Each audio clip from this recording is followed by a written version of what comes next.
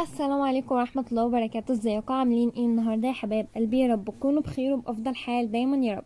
قبل ما نبدأ الفيديو متنسوش تصلوا على الحبيب المصطفى عليه أفضل الصلاة والسلام، وتحطوا لايك وتشترك في القناة وتفعلوا زر الجرس علشان يوصلكم كل جديد. الفيديو ده مهم جدا في تربية الفراخ البيضاء. النهاردة هنعمل خلطة رهيبة جدا في زيادة الوزن، هتوصل معانا الفراخ ل3 كيلو ونص عمر 26 يوم. بسم الله ما شاء الله. النهاردة الفراخ معايا 2 كيلو و2 كيلو وربع. حط لايك علشان الفيديو ينتشر ويوصل لناس كتيرة جدا ويستفادوا من الفيديو ده بإذن الله. النهاردة هنعمل مع بعض خلطة رهيبة جدا في زيادة الوزن، وكمان بتطري على الفراخ في الجو الحر وبترفع نسبة الرطوبة. بتدي الفراخ بتاعتنا مناعة قوية جدا تقدر تتحمل أي مرض أو درجة الحرارة العالية. مكونات سهلة وبسيطة وموجودة في كل بيت. خلطة بسيطة جدا بس النتائج بتاعتها رهيبة يا حباب قلبي. سريعة جدا في زيادة الوزن، هتوصل معانا الفراخ ل3 كيلو ونص في خلال 32 يوم بس. تعالوا بينا نعرف ايه هي مكونات الخلطة دي. اول حاجة جبتها معايا معلقتين كبار من الزبادي، وحطيت عليهم نص معلقة كبيرة من حبة البركة، وهجيبهم كده. في الخلطة دي هنستخدم المعلقة الكبيرة، معلقة الطعام الكبيرة. جبت معلقتين من الزبادي كبار، وحطيت عليهم نص معلقة كبيرة من حبة البركة، ونص معلقة كبيرة من الكركم. الكركم ده ليه فوائد عظيمة جدا، هنعرف كل فوائد مكون في الخلطة دي بس بعد ما نعرف ايه هي مكونات الخلطة دي. واحط عليهم بقى نص معلقة كبيرة من الخميرة الفورية. الخميرة الفورية دي رهيبة جدا في زيادة الوزن. هنجيب عليهم معلقة كبيرة من العسل الأسود أو عسل قصب السكر، وهنحط عليهم نص معلقة من الحلبة الحصى المطحونة. لو جبنا حلبة مطحونة من أي محمصة فملهاش أي 60 لازمة، ما بتعملش أي حاجة ولا بتزيد الوزن. لكن لو جبنا حلبة حصى وطحناها فدي بيبقى ليها فوائد تانية خالص. جبت كده 2 كيلو ونص من العلف، حط عليهم من ما يعادل 4 معالق كبار يا حبايب قلبي زي ما انتوا شايفين كده. اهم خطوة اللي احنا نلف الخلطة دي في العلف كويس جدا، والخلطة اللي احنا عملناها تدخل في العلف. تعالوا بينا نراجع مكونات الخلطة وبعد كده ندخل على الفوائد بتاعتها. اول حاجة حضرت معايا معلقتين كبار من الزبادي، حطيت عليهم نص معلقة كبيرة من حبة البركة، ونص معلقة كبيرة من الكركم، وحطيت عليهم نص معلقة كبيرة من الخميرة الفورية، معلقة كبيرة من العسل الأسود، معلقة كبيرة نص معلقة كبيرة من الحلبة الحصى.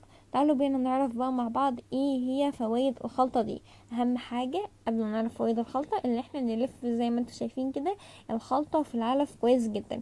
الزبادي بنبدأ نستخدمها للفراخ بتاعتنا من بعد عمر 15 يوم.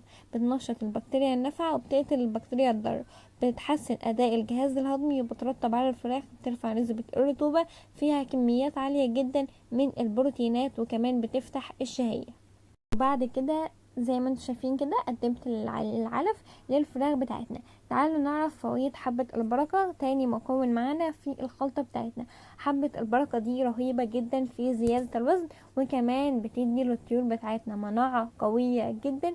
بتزود معانا في الانتاج، لو فراخ بلدي فهي بتزود انتاج البيض جدا، او فراخ ساسو مفيدة بشكل رهيب ليهم حبة البركة. فوائد الكركم، والكركم ده يعتبر صيدلية متكاملة، بينشط الجهاز المناعي، بيدي للفراخ بتاعتنا مناعة قوية جدا، بيعالج الاحتباس الحراري في الصيف، بيعمل مضاد حيوي ضد اي هجوم جرثومي على الفراخ بتاعتنا، بيعالج الفراخ المصابة بالديدان المعوية، وكمان بيعالج نزلات البرد، بيعالج التهابات الجهاز التنفسي.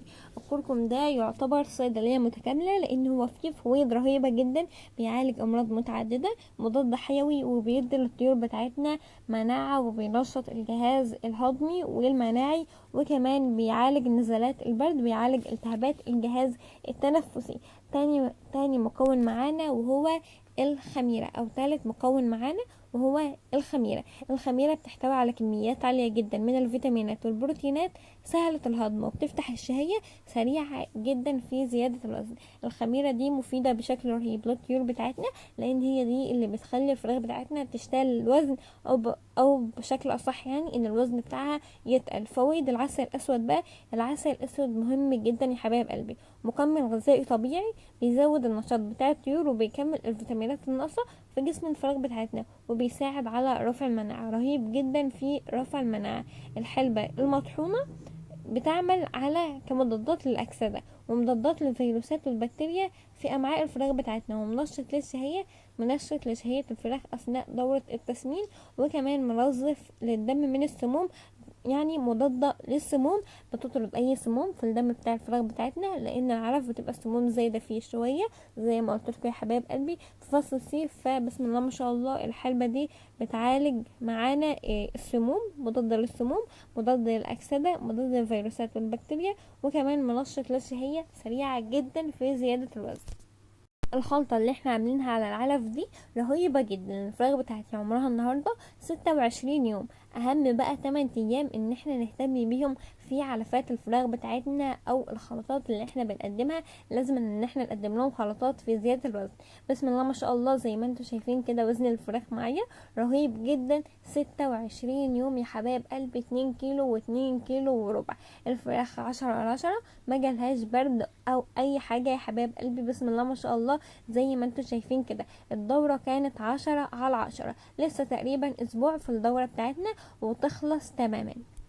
بس ده اهم اسبوع. لو في حد من المتابعين عنده فراخ عمر 26 يوم او في عمر 20 يوم، نبدأ نهتم بيهم بقى، نقدم لهم خلطات وعلفات كويسة جدا، نزود قدامهم الاكل وكمان نجوعهم كده، يعني مثلا ايه، نشيل الاكل من قدامهم ساعة ولا 2 وبعد كده نحط لهم الاكل تاني فيرجعوا فبياكلوا اكتر، فده بيزود الوزن بطريقة غير طبيعية. نعمل لهم خلطات بتفتح الشهية. عايزة اقول لكم ان اصلا الفراخ زي ما شفتوا كده في بداية الفيديو كان قدامها علف، بس الريحة بتاعت الخلطة دي نفاذة جدا، بتشد الطيور او الفراخ بتاعتنا ان هي تاكل اكتر. هي بتفتح الشهية بشكل رهيب جدا لان الريحة بتاعت الخلطة دي قوية جدا ونفاذة جدا. الريحة بتاعتها مش عايزة اقول لكم حلوة جدا.